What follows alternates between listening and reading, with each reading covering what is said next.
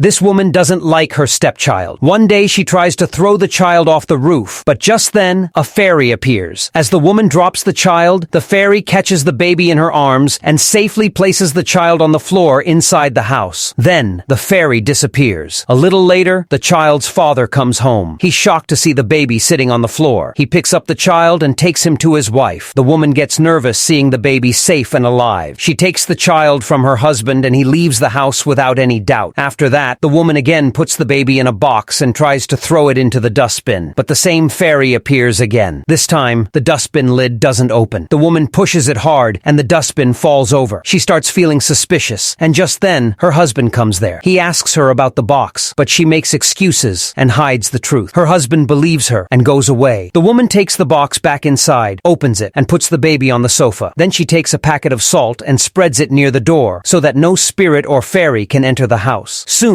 the fairy comes back and tries to enter, but because of the salt, she cannot go inside. So she goes to the husband, who is sitting in his car. The husband suddenly sees the fairy in his car mirror and gets scared. The fairy tells him everything, how his wife is trying to harm their child, and that he must go quickly to save the baby. Meanwhile, the woman again takes the baby to the roof and tries to throw him off. The husband arrives just in time and tries to stop her, but she still drops the baby. Luckily, the fairy appears again and saves the baby before he hits the ground. The man rushes down, picks up his child, and calls the police. A few moments later, the police arrive and arrest the woman. But still, some cold-hearted people haven't subscribed to the fairy and that brave man yet.